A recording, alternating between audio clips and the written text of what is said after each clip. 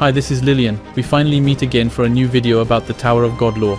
Today, we are going to talk about the only organization of the Tower officially opposed to the Empire of Jihad, the symbol of evil and destruction for some, the one of salvation and hope for others. We are going to talk about the FUG.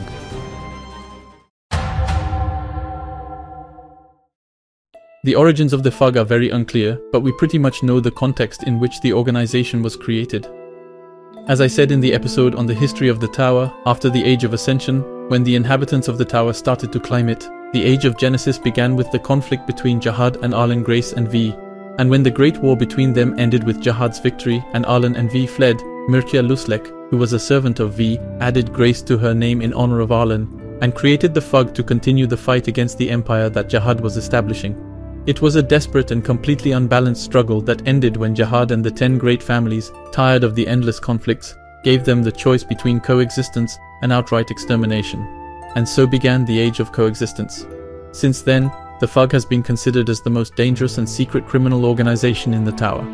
There is much speculation about the meaning of FUG's initials, especially since SIU confirmed in the note in chapter 240 of season 2 that the G in FUG did indeed refer to Grace. SIU said that it wasn't a big deal, but that it will reveal its meaning later.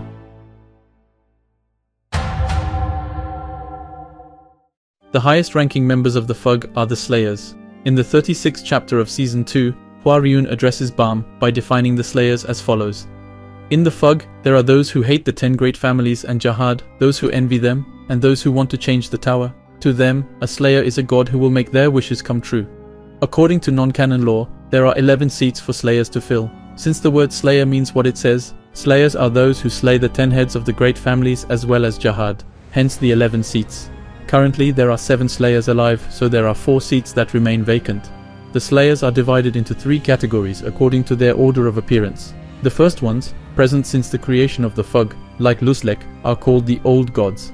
Then there are the demons of the second generation, who are the Slayers who engraved their names in the memory of the Tower's inhabitants when the FUG became, after the Genesis, a power completely plunged in darkness. And finally there are the third generation Slayers who are chronologically the last to become Slayers. Grace Mircea Luslek is the #1 Slayer of the FUG, its creator, as well as its leader. Very little is known about Luslek, but it is known that his influence is so great that if he were to act, one of the leaders of the 10 great families would have to intervene. As the leader of the FUG, Luslek represents the absolute darkness of the Tower, and is nicknamed the Demon King, or the God of Devils, which is why he is 15th in the ranker. He is ahead of some of the heads of the 10 great families despite his lesser influence, and the fact that he is not an irregular for the simple reason that he is both the very representation of evil for the pro-Jihad, and the only symbol of dissent for the anti-Jihad, whether they are FUG or not. But I already talked about Luslek in my video on the top 100 rankers, so I advise you to go and see it if you want more information. Then there is, according to the non-canon lore, the Slayer Emort, about which we know absolutely nothing. And to stay in the almost unknown Slayers, there is Pefomimor Seto, of whom we only know that Madorako is in his service. His name is mentioned only once in the Tower of God story, by Madorako, in the first chapter of season 3. Then there is Belodiama, the Slayer #7, god of the fighting dogs, the cadet of 3 brothers and one of the richest slayers of the FUG thanks to the sports entertainment he offers. We start to know him well since he is a bit in the center of the plot since the beginning of the season 3, so I won't dwell on him. However, I want to point out that the non-canon lore concerning him has become obsolete. Indeed, SIU has modified the character quite a bit compared to the description he made on his blog many years before.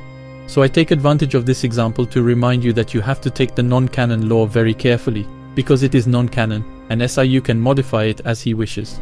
Finally, I can mention that his name refers to Yama, the god of death and the underworld in Hinduism. We can assume that his target as a slayer is the head of the Lopobia family. Oh, and he is 2m70 tall. Then there is Slayer #10, White, master of soul manipulation and various spells, and regularly displaying great cruelty and arrogance. White is a Slayer who does not act for good, but only to satisfy his personal desires. His ultimate goal is to defeat his father, the head of the Arya family, Arya Hon, no matter what it takes. The non-canon lore doesn't bring anything more than what we read in the webtoon except the fact that White belongs to the second generation Slayers, which could have been deduced quite easily anyway.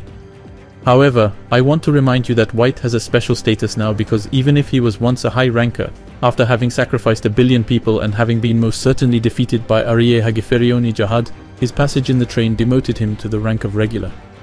After being locked up in the Hell Train, the 5 siblings that once made up White were separated, officially giving birth to 5 regulars, before becoming 1 again, but keeping the regular status.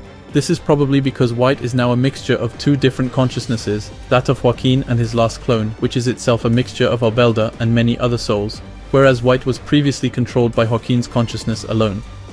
So he has to climb the tower a second time, as SIU explained in the note in chapter 317 of season 2.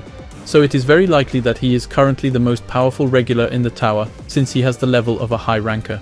And finally there is Karaka, Slayer number 11. Recently promoted to high ranker after his actions in the Last Station arc, Karaka is one of the rising powers of the FUG and one of the 3rd generation Slayers. Although we have seen a lot of him, he remains a character full of mystery, since Karaka has in his possession one of Jihad's rings containing half of the key to the 135th floor. It is likely that he is a prince of the Red Light District and will therefore naturally be an extremely important character for the plot. Although not overly powerful, Karaka does not hesitate to fight against people much stronger than him, and always gets through with his coolness, intelligence and wide range of techniques and items. His powers are also very mysterious, but the most intriguing is the armor that Hajin-sung gave him after he became ranker, allowing him to put his heart in another dimension cut off from the outside world where only Karaka himself, the administrators or the irregulars can go. This makes Karaka almost immortal while allowing him to summon his servants, whom he places in this dimension beforehand. We still don't know what his goal is, but we know that he is looking for his brother.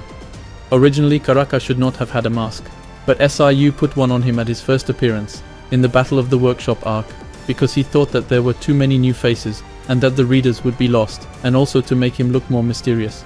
But this was a last-minute change because he had drawn the chapter with Karaka without his mask, before correcting it just before its release. He never showed even a piece of his face since, despite the fact that he hates drawing his mask. Oh, and for the record, Karaka only watches TV for the continuous news channels. Then there is a rank whose place in the hierarchy is rather vague, a place which seems sometimes above and sometimes below that of the Slayers. It is the Elders. Only 3 Elders of the FUG have been mentioned so far. One of them has not been named. We just learned from Hajin-sung that he was mysteriously murdered after the Battle of the Workshop arc, implying that Karaka is behind his death. Then there is Sophia Tan. Not much is known about her except that she is a light bearer and that she was among those who wanted to dissolve Balm in the Thorn during the Battle of the Workshop arc. And finally there is Kel Helm, who is a true monster of power. He was strong enough to fight Yama without stress with his full transformation, and Evankel having released the power of his ancient monster at the same time. He also has an ancient monster inside him and is able to see destiny. He was already in the FUG during the Genesis Age and even survived the fight against Jihad himself, even though his survival was voluntary on Jihad's part. So he is also very old and experienced. But anyway, I've already told you about him in more detail in the video about the top 100 rankers as well as the one about the history of the tower. Overall, the Elders seem to have as much influence as the Slayers, but act much more in the shadows than the Slayers and are ultimately much more mysterious. Still, the decisions taken by the FUG depend on the agreements between the Elders and the Slayers. They are the ones who decide what to do. We can also note the importance of Hajin-sung, who is neither an Elder nor a Slayer, but who has a great influence in the FUG and who seems to be on good terms with Luslek.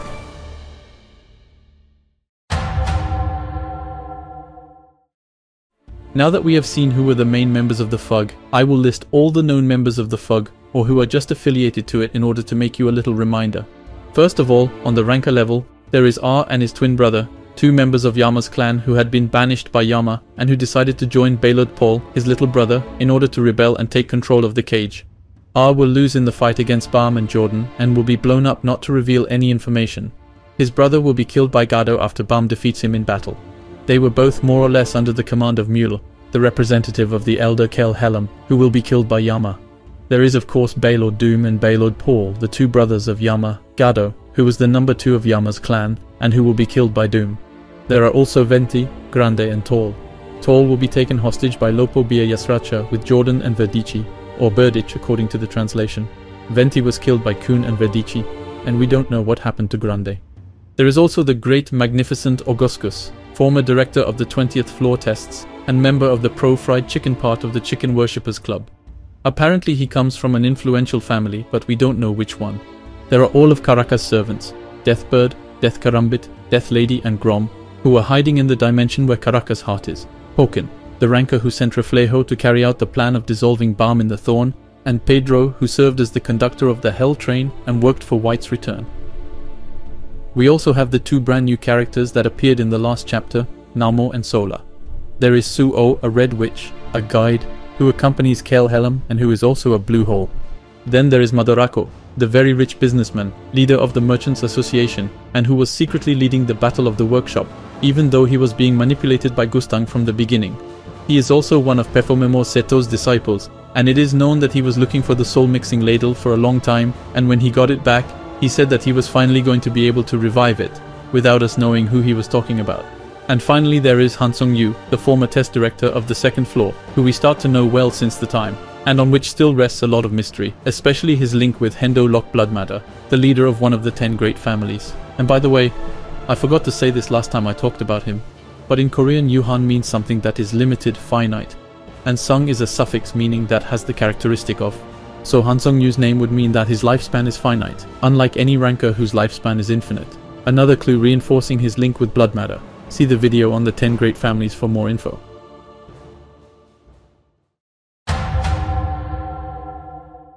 Now let's move on to the regulars with Angel, whose real name is Ragel, who was one of Rachel's companions on the Hell Train, and who was accompanied by Bulsa Elliot, one of the 3 mad dogs of Yama. These two lost at the Dallas show, were rescued by Bam during the hostage trial and were then captured, and questioned by Chang Blarod so that he would know the location of the cage. Angel has blood from the 10 great families since she is an illegitimate daughter of the Middle Tower, but it is not known from which family she comes. As for the other members of Rachel's team, there are Apple and Michael, Kuhn's 2 former teammates, who betrayed him to join Rachel, even if it was only temporary since she went on the Hell Train without them.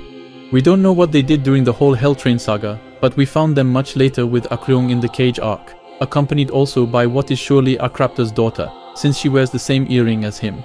And by the way, since we are talking about Akryong, he is surely one of the most mysterious characters at the moment, since he is able to use Shinwonru, which is a technique that only the Irregulars and the God of Guardians in the Hell Train can normally master. While he seemed to be only a puppet offered to Rachel by Hedon to pass the tests of the second floor in exchange of the contract consisting in pushing Bam, he will be back in Season 3, will fight a little with Bam, which makes him at the moment the only character of Tower of God to be present in Seasons 1 and 3 but not in the second. Apple will be the only one of the group to stay on the spot and will be captured. We can see her tied up in a very small way on a piece of chapter 51 of Season 3. This group is in the end very mysterious. We don't really know what their role is within the FUG, why they seem to support Rachel, etc. In any case, it all seems to be part of a much bigger plan, and seems to have an important link with Emily. There is also Varagarf, one of Yama's 3 mad dogs, also accompanied by his angel, Ron May. We can also mention Daniel Hatchet, even if he is not part of it anymore.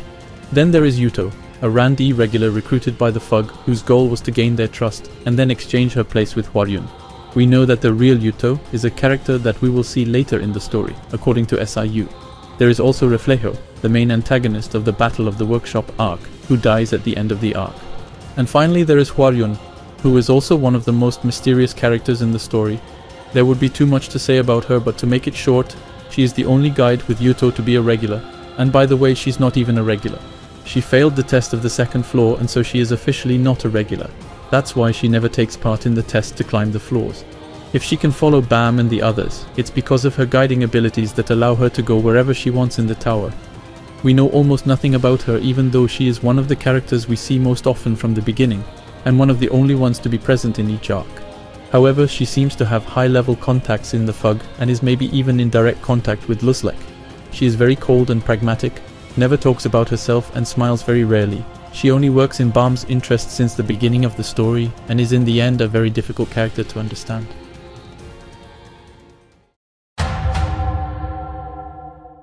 Finally, it is also necessary to mention quickly all those who are more or less affiliated with the FUG. First of all, there are all the members of the Yama clan, who, even if they are not really part of the FUG, serve a Slayer.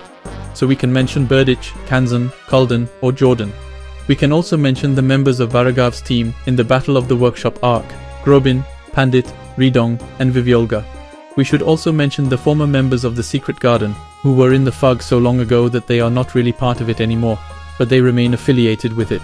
So there is Cha, Dowon, Kunhind Luch, Taro York, Toro, and 2 as yet unnamed members.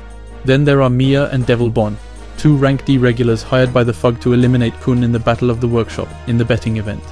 There is also Xiaxia, who was also hired by the FUG for a while. There is also the particular case of Evankel, who seems to be a free electron but who is quite close to Han Sung-yu, who is part of the FUG. And finally there is Rachel, accompanied by Hayura, whose link with the FUG is very strange. We don't really know why members of the FUG come to her aid. There are a lot of things that happened off-screen and that we don't know yet. Whether it's during the ellipses between seasons 1 and 2 or during the Battle of the Workshop arc. And along with Rachel, there's also the case of Benjamino Cassano and the Traveler, who found themselves linked to the FUG without really meaning to. Cassano is currently with Wang Nan, and the Traveler was last seen being tortured by Endorsi and seemed to be hiding something. There is also the question of Garam Jahad's affiliation, since her dream is the death of Jahad, but she doesn't seem to want to fight actively and doesn't seem to like the FUG very much. Especially since if she were to be an ally of anyone, it would be Pobidao Gustang. And this is also a question that arises, because Gustang at first glance shares the same goal as the FUG, the deposition of Jahad. So one wonders if there is any kind of alliance or understanding between him and the FUG, but it seems unlikely to me when one sees how haughty he is towards normal people. Normal probably meaning almost everyone except the irregulars and a few people. However, the fact that Luslek is a very influential person, as well as one of his former companions, could play in his favor, and maybe they had some discreet agreements, who knows. But at first glance, Gustang seems to be using the FUG as pawns rather than forming any alliance. And it should also be remembered that the FUG is an organization fighting against Jahad and the Great Families. An alliance would be frowned upon within the FUG when we know how much their members hate them, and may be the source of internal conflicts.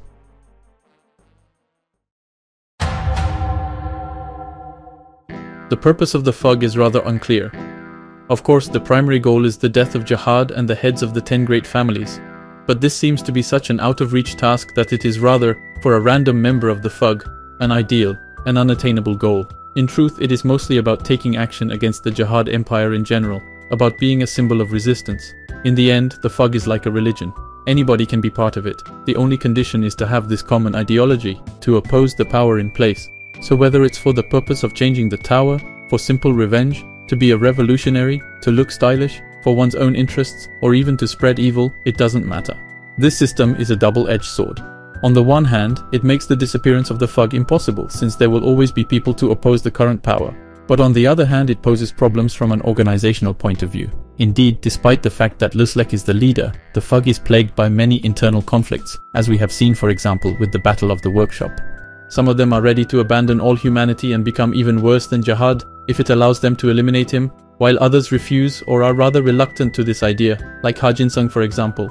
All these internal conflicts are quite obvious. Just read Season 2, where the FUG is mostly seen as the villains of the story and the enemies of Ba'am, while Ba'am is surely the surest way to defeat Jahad. And there are plenty of examples like that. The entire conflict in the Cage arc is based on internal FUG conflicts. The Hell Train arc is based on Caracas shenanigans. The whole Battle of the Workshop arc as well. In short, as if defeating Jahad was not enough, the incessant conflicts between members of the FUG do not help. This is why it is a double-edged sword to base one's organization on a very vague ideology that is open to interpretation.